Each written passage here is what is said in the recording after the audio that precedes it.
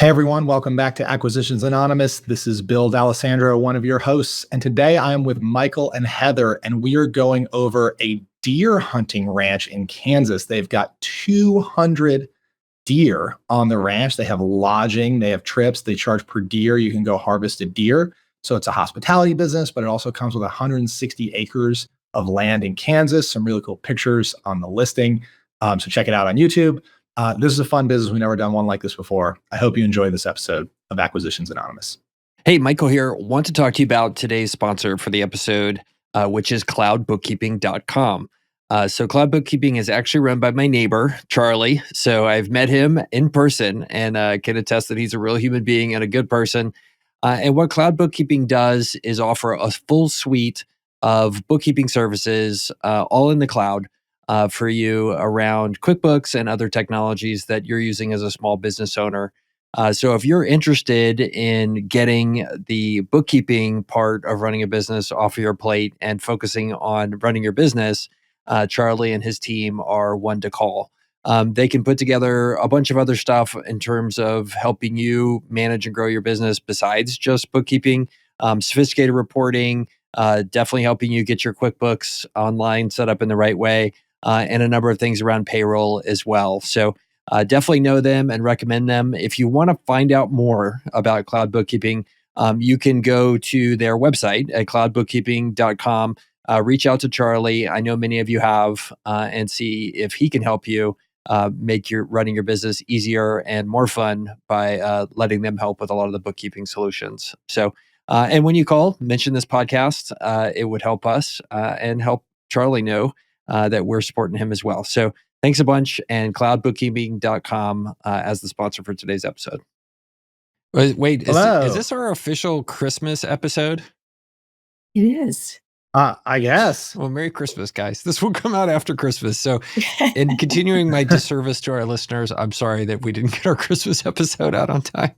This is the New Year's episode, Okay, I guess, yeah. right? It's Christmas 2024. Sorry for being me. Cool. Well, I brought us a deal. Do you guys want me to read it to you? And then you can poop all over it? I mean, decide it's good? Okay. Let's do it. All right. It is a hunting preserve in Kansas - great business. It is in Oskaloosa, Kansas, Jefferson County. And it is loggy bottom whitetails is the picture we see here. And there's a picture of a deer with a bunch of horns. Is that a technically correct statement there? Antlers, Michael. Oh, those are antlers. Okay. Yeah, that and one of the antlers looks broken here on the side. I don't know. I don't know why people look at this. You're like, you know what I want to do? I want to shoot that. Like, what's going on? Anyway, there's a little red house and a big red house and more red house. It's a barn. It's like a big steel tilt up kind of thing with nice wood interior. Yeah. And so there's like deer head on the wall and a kitchen. So this looks like a lodge where you can go and like stay. Like there's houses and bathrooms. Ooh, one of those like side-by-sides, the off-road things. They've got everything. I'm moving in. I don't care how much it costs. I'm in. I'm already in. Say no more. So I am not moving in. Here's another deer blind. So Bill, let's dig into the customer mindset here. What makes you, when you see a deer with that, makes you want to shoot it? Oh, I don't want to shoot the deer. The deer can live. This is like the male urge to live on, 50 or 100 acres in the woods. That sounds awesome. Yeah. Oh, the job to be done here is to get you a break. Okay, I got it. So, yeah. There's a tractor. Yeah, the deer. I'm irrelevant on the deer. They can live. Okay. I don't care. Maybe somebody's urge when they see a deer is to shoot it. I would like to know why they want to do that. More land. A deer, another deer, more deer, lots of pictures of deer running, deer standing, deer looking, deer eating. There's pictures of everything. Okay. Michael, for what it's worth, the thing that you're not mentioning is all of these deer have huge racks, which you can say about deer. They have huge antlers. And that's all these pictures. The idea is that they are raising really high quality deer on this preserve. Heather, Merry Christmas to you. I know this is a very disheartening Christmas episode for me. An animal lover, a horse person. No, I do not want to kill these beautiful deer. Bambi I want to kill Bambi's mom. No. But so explain that last part to me, Bill, though. These are not wild deer. They're actually raising the deer and they're kind of, Well, I think you think? I would call them free range because it says in the listing, it says a genetically superior deer herd of over 200 animals and a large client list. So basically what you do here is it's sort of like a farm. Like the deer live on the property. You know, obviously they breed with each other and make more deer. And your job is to make sure they're not overhunted, essentially, right? So you have deer for years to come. So I imagine you're running this business, you manage this herd like a farmer would manage a herd of cows, right? Like you can't cull too many. You know, the genetics are important. You know, I'm sure if you guys are like bought beef online, there are all these farms where they're very proud of the genetics of their beef, and they cultivate the bloodline. So I think that's kind of what they're getting at here is that they've got a herd, right? Over 200 animals, and they only cull, I don't know what the right number is, but the right number every year. It's so that the herd continues into perpetuity. Okay. So I think of it like a stocked lake for fishing kind of thing. Exactly. Only they probably have to control the herd, like you said, a lot more carefully because we're talking 200 total animals and they've got to make sure that they maintain a certain size herd. So that makes sense. So it's probably pretty expensive this is a pretty expensive activity for the guests that come. Yes. I've not done this, but I mean, I think you would pay hundreds, if not more than $1,000 to take a deer. Yeah. Let me read the numbers and then I can tell you what also I know about this business. So asking price is $3.2 million. They cash flow $350,000 a year and gross revenue is $1.1 million a year. Inventory is $800,000. I assume that's the deer with the horns on them. Real estate is worth $1.8 million. FF&E is $175,000 and it was established in 1993. And I mean, just another Girdley comment on these pictures. Like I thought Texas land out in the nowhereville in Texas was kind of ugly. This is some really ugly land. I didn't realize rural Kansas was this unattractive. It just looks like a mess. Anyway, sorry for alienating all of our Kansas listeners. Both of them. I don't think that at all. I think we have different opinions. There's some water, wasn't there? There's a bunch of like big old trees. Like this. Okay. This right. I pulled it up. This is the only picture that we really know is for sure this place because it has the name of it in the sign. That does not look nice. Do you want to have a picnic there? No, you do not. Okay. Anyway, sorry. All right, great established business with fall 2023 booked up. Okay, so this is an Airbnb basically with hunting on the side. This ranch and business are way too exceptional to describe here in a short paragraph. This 8-foot high fenced ranch is located 42 miles west of Kansas City International Airport. It's built on 30 years of experience and hard work. It is turnkey ready and even the labor can go with it. The sale of this business includes 160 acres of land, a 7-bedroom, 9-bathroom lodge, an additional building, equipment, and stands, a genetically superior deer herd of over 200 animals, and a large client list that has all become close friends. Is entirely booked up for the fall of 2023. It can run on its own or a new owner can jump in to manage. It is a perfect business for the outdoor person. Please email me, the owner, with any questions. I'm willing to stay on to help train and enjoy the hunting. Please check us out on Facebook at Foggy Bottom Whitetail Ranch or visit us at the web address below. Thank you for asking. Inventory and real estate is included in the asking price. A 4,800 square foot building, 6 employees. FF&E is included in the asking price. 160 acre land. Then there's a bunch of equipment, ladder stands, 200 plus deer, an established customer list. Growing demand, the pace of the market growing is outpacing any new competition. Business is currently utilized at about 30 to 40% capacity. Additional seasons and species could be added. Will not finance, but some financing in place can be transferred. Please contact the seller owner for transfer or for training information. One interesting thing, and I'd love to hear what you guys think. Whenever you see lodges like this that supposedly sleep like 7 people, they'll always have like a ridiculous number of bathrooms, like more than the number of bedrooms. And this place has 7 bedrooms and 9 bathrooms. Like, are you really going to have 9 people simultaneously needing to go at the same time? I don't know. Anyway. Okay. What do you guys think? You want to own this business that is a hunting lodge? Michael, you have these businesses in Texas. This is basically the Kansas version of like a gentleman's ranch. Like this is like you live 160 acres here. Like, you know, you probably hunt a few deer yourself, but mostly you just love taking care of the land and all that. And the business kind of helps pay your expenses, right? I mean, that's what this is. Definitely there. There's a weird dynamic with these two and some of the things that people do. So I'm down here in San Antonio and like, I kid you not, there's some of these hunting style ranches here west of San Antonio. For those of you on YouTube, I pulled it up and zooming into the map. And literally, I had one time somebody contact me and offer like big numbers to like buy my business. And they're like, but we want you to drive out into the middle of nowhere and like meet with us. And I was like, okay, well, I'll drive out and like we meet with you. And it turns out they were just using the discussion of my business to write off the fact they flew in a private jet and were staying in one of these places to hunt for the weekend. I was like, what is going on here? That reminds me of a bank I once worked for. The bank owned a hunting lodge somewhere in Texas. And it was like all the male executives, because they certainly weren't inviting me to go hunting with them. Like it was the exclusive club, where they went and had all their meetings, but could basically write everything off. Yeah. Have fun. Very common for large corporations to own like retreats and whatnot for exactly those reasons. Yep. Yeah. So maybe that's a buyer for this. There's a business out there that's doing really well. This is, maybe not 3.2 million worth, but whatever price they can negotiate, maybe that's worth it. As a retreat and a bit of a tax write-off. Like I said, I worked for banks that had them, so I'm sure there's lots of other businesses that do something similar. Yeah, it definitely seems like the right buyer for this is somebody that loves hunting, loves socializing, wants to live out in the middle of nowhere, wants to piddle on the ranch all day, and wants to host people and get to know them and have them come in and show them a good time and help them hunt and all that kind of stuff, and also manage the ranch. So like you talk about, Bill, like this gentleman rancher, gentleman hunter type style. Okay, so I found their website. You asked how much it costs to take a deer. So there's a thing called an SCI score, which I'm learning about on their website, which I think is a measure of how a quality of deer, right? If you go to book a hunt, Michael, in the nav, you'll find it.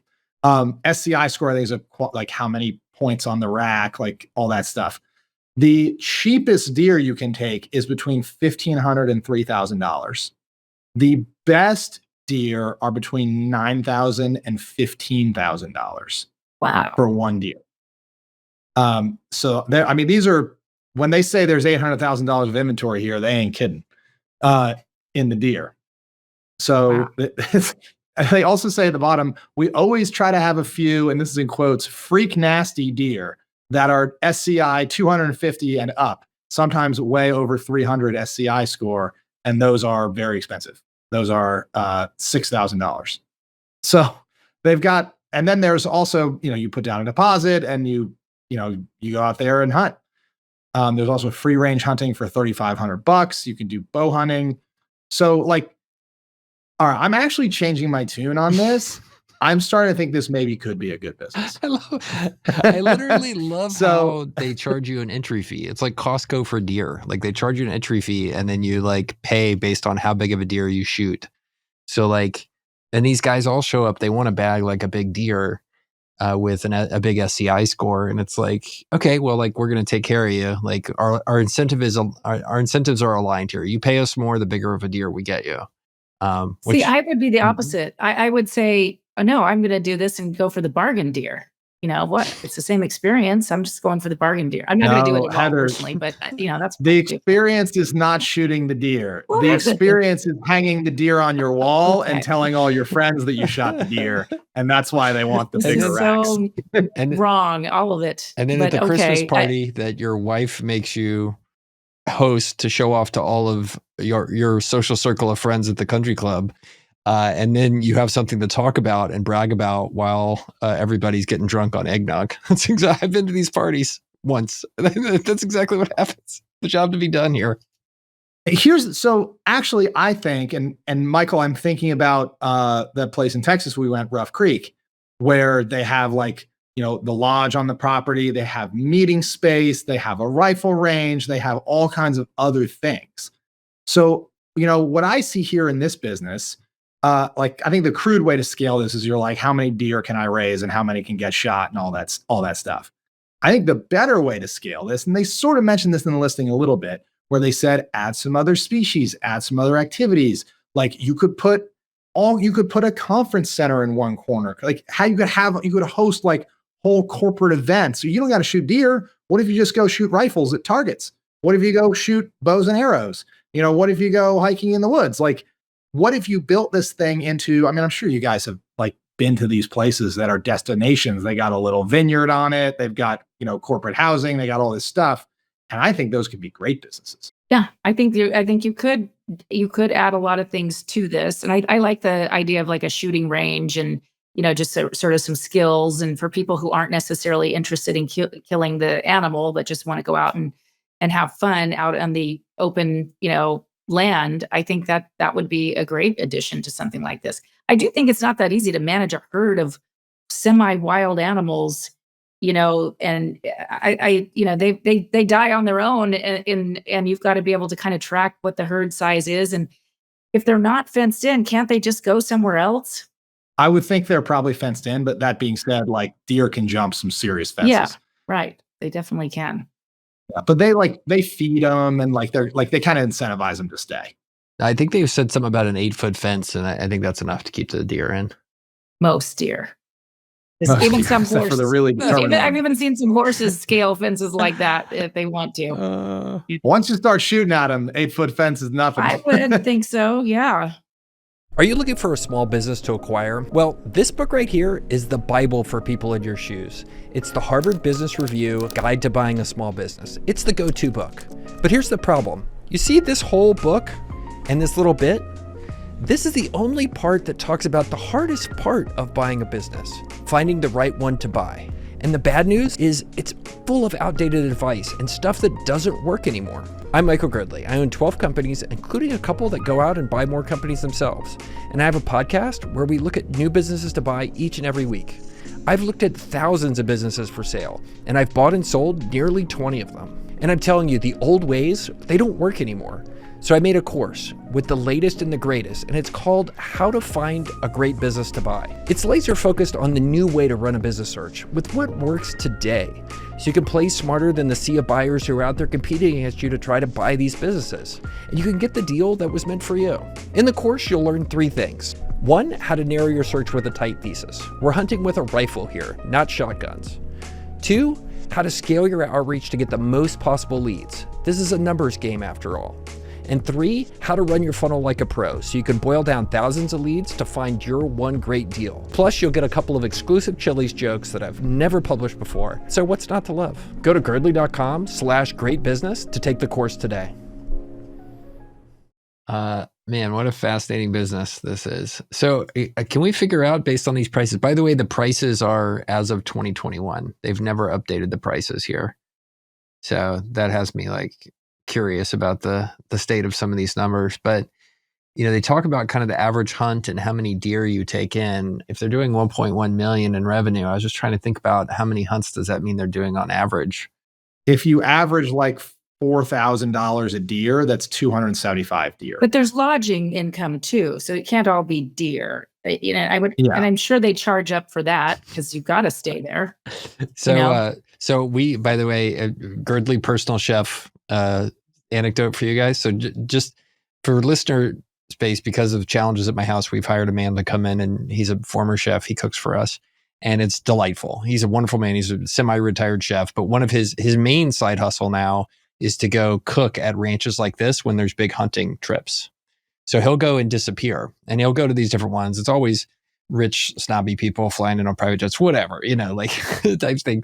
But he says a couple times a year, some of his clients will hire him to go do these hunts in these ranches in South Texas. And what the hunts are actually designed for is to expose kids from all sides of life to hunting as a sport.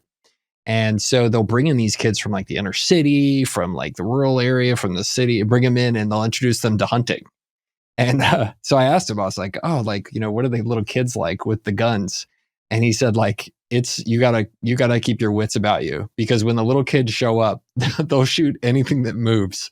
They're out there with these guns, and they have to have an adult next to them all the time, because if a cricket rustles in the grass, the little kids are blasting the thing. So anyway, so that's why we don't get our private chef to come in during the month of November, because he's out working on stuff like that. But anyway, he told me that story, and I was like, I'm never going on that trip. That sounds super dangerous. With kids, yeah, learning to shoot. My son, my brother took my son to a shooting range when he was younger, and he showed me the video. my son was really excited that he shot the target and turned around with the gun, to face the camera with the gun. And I'm like, no, Yeah. like, okay, that's why I don't take them places like that. So, okay. So this business, if you go back to how it's priced, they want 3.2 million bucks for it, right? Yeah. But it comes with 180 acres of land plus all of the housing and stuff on it, right? So you can't just purely price this on a cash flow multiple. Like what's it doing in cash flow, Michael? Cash flow is 350,000 on an asking price of 3.2 million, 1.1 million in gross revenue. So how do you even think through this, right? So they say the real estate's worth 1.8 million.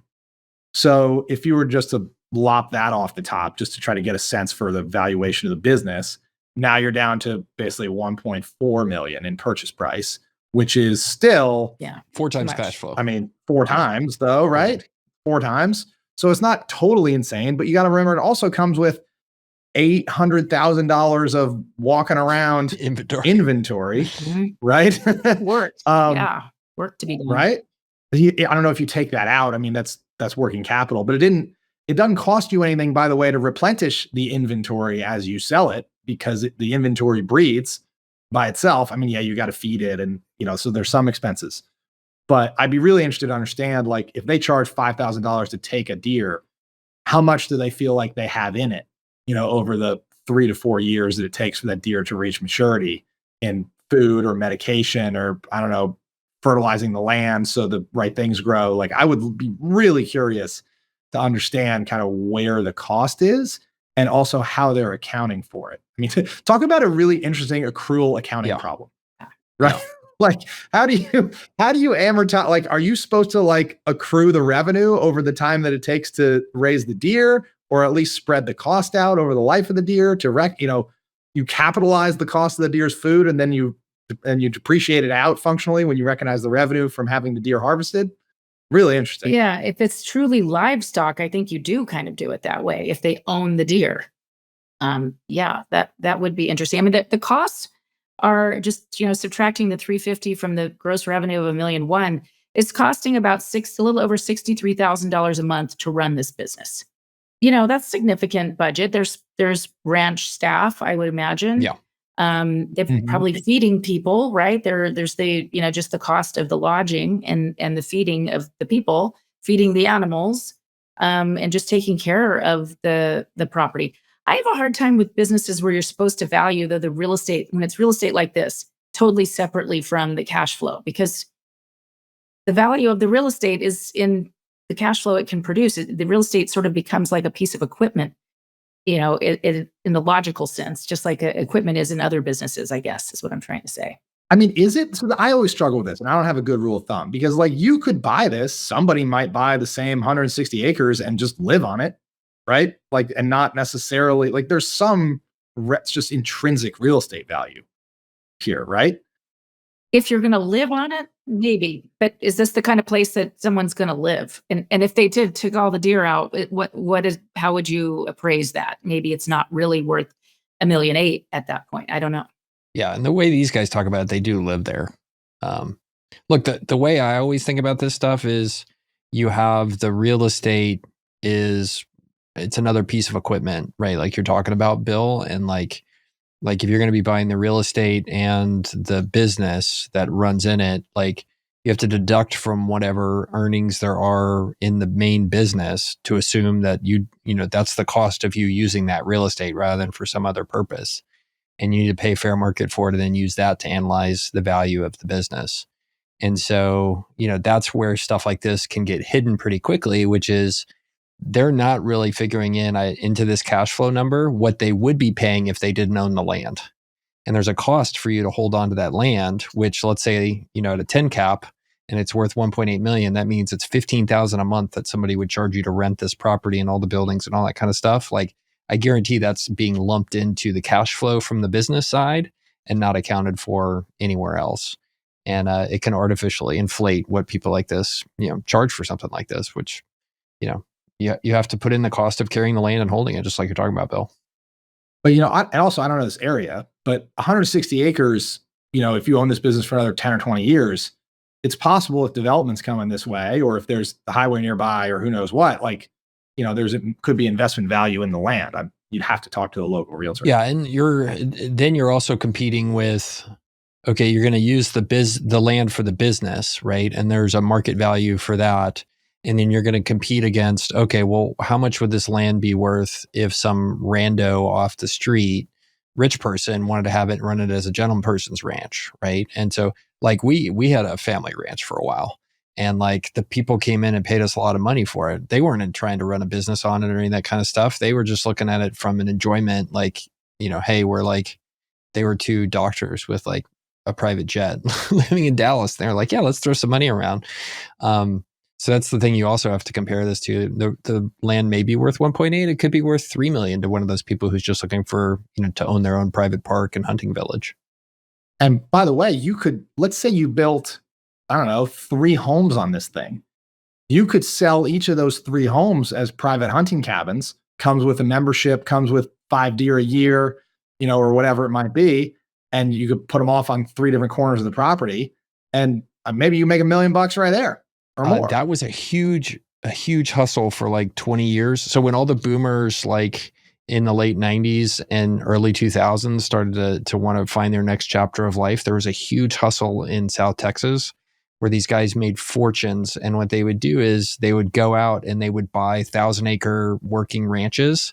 They would go in and drill wells every 10 acres or every 20 acres. They would fence them in, give them roadside access, and turn it into a micro ranch and sell each of them off to rich San Antonians or Austins or Houstonians or Dallas, and whatever Dallas people are called, up in the hill country in San Antonio. And you spend $1 million on a 1,000-acre ranch, and you sell a bunch of 10-acre ranches, less expenses, for $2 million a piece. And like, they were killing it. I would see these guys, like, when they first got started, they would show up in these like junky pickup trucks. And next thing I saw, they're all showing up in like King Ranch Cadillac edition, like pickups with like felt hats on. So yeah, you can subdividing these things and turning them into something, making it ready for somebody, like totally an option.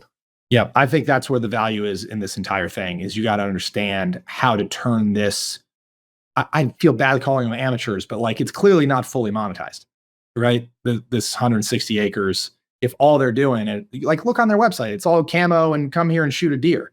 Like, what if you pivoted this to come here and shoot rifles and stay and hunt, and it's like classy. You build, like, put a little bit of money in and build nice lodging in a couple private homes. Like, I think there's probably a lot of intrinsic value here that's not being squeezed out.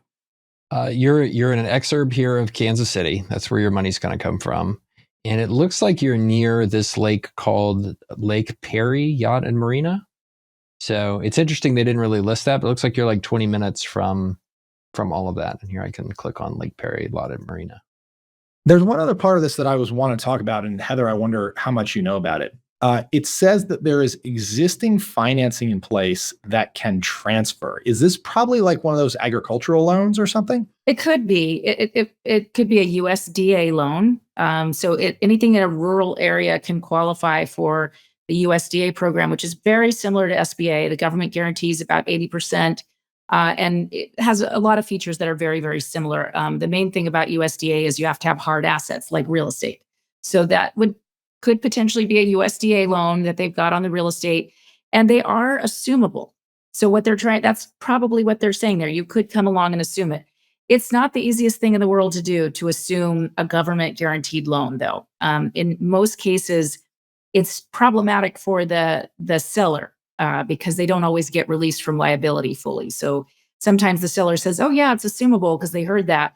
And then when they get deep into it, they find out that it's not so great, and they don't want, they want you to just pay it off and get your own debt. But the good news is it would qualify for a USDA new loan. I'm sure that's going to be a rural area. I mean, I'm guessing, but just from the map that we looked at, I'm sure it is. And it's a business, so it would, absolutely qualify under the USDA program, which is interesting. You don't have to go that way. It's small enough that it could go SBA. And, I'm kind of back to agreeing with you on the land. You're right. It's not just a piece of equipment, because it has this potential to appreciate, which equipment never does, of course.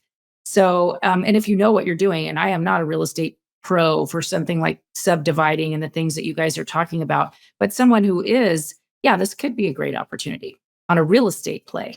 Yeah. And sometimes if that loan is in place and is assumable, sometimes there's extreme hidden value. I mean, if you can step into a $1.5 million USDA loan that is rate locked at 3% in today's environment, that is worth serious cash. Yes. Right. And it's kind of also no skin off seller's back either. I mean, unless the liability thing, as you mentioned, but hopefully, that just helps if the seller's smart, it helps them command a higher price for the property, right? Because they know that they can pencil it out and know what price would cash flow. But a lot of times, you might be able to come in and kind of, you value the financing higher than the seller does. And you can there's an arbitrage. Not put a lot of cash in here. Yeah, absolutely. And, we've seen that many times. There's folks out there talking about this on Twitter all the time about the EIDL loans. Those were locked in usually around a 3% rate. And I think they're 30-year loans locked in at that rate. So everybody that buys a business that has an EIDL wants to assume it, but it's turned into like really, really hard to assume those. The SBA, it's kind of goes into a black hole, that particular program. There's nobody really to talk to. All right, let me pitch you on how to kill it with this deal, Bill. This is you. Are you ready? All right. You're like, oh wait, he really wants me to respond. Okay, what you do? Why am I feel like I'm about to be offended? I don't know. Well, because Heather's not going to do this, but at least it's plausible you would consider it because you're like, yeah, I'll blast Bambi. I'm cool with it. So. All right, it's got to be better than the pizza boat, though. So sell me. I got a pizza boat's good. Okay, so here's the pitch. I think if you look at this, they're 30 to 40% booked, right? They're a bunch of country people. Their website looks like a bunch of country people. I think the opportunity is you go in there, you buy this thing, and I think a whole category of hunting Twitter needs to exist. We need Deer Hunter guy or like Big Buck guy, and like you just make that your thing. And like what this reminds me of is there's this guy, I don't know if you've seen him. He does millions of views now on YouTube now. He is just all about mountain biking, and it's called Burn Peak. And he like bought his own house at the top of a mountain in North Carolina, Bill. And like, he just like mountain bikes and talks about mountain bikes. But literally this morning, I watched a 15-minute video about why the crank of your pedals, why that matters and why they are the way they are. Like, it was just super interesting. But like, I think you could become that guy for this. And if you take this from 30 to 40% and triple it to 100%, like that's a $3 million a year business. It pays for itself like in 18 months. So that's my pitch for you. You need to move to the middle of nowhere, Kansas, Bill, start shooting Bambi and then tweeting about it. Instant millions. And I'll mute all of you. I'm muting all of that side of Twitter. And Heather disowns us as a result. I mean, but like, actually, like, I mean, Michael, that's funny, but you're right. Like, this is an asset utilization play, right? Like, if it's 30% utilized and you get the thing to 100% utilized through whatever marketing tactics you want, marketing tactics could be, as I said, install some nicer facilities, recruit events, all that stuff. But I don't think your costs are going to go up that much if you get fully utilized and you're crushing it, just like a factory or anything else. Nope. Hunting guy. I think Bill should do it. Yeah, let us know how that goes, Bill. It'll make great I don't know. radio. The weather in Kansas versus the weather on my pizza boat is not really comparable. Okay, that's the drawback. All right. Yeah. On that note, Merry Christmas to both of you. Thank you for doing this beautiful episode today, and we'll catch everybody next time. Merry Christmas to you. All right. Merry Christmas.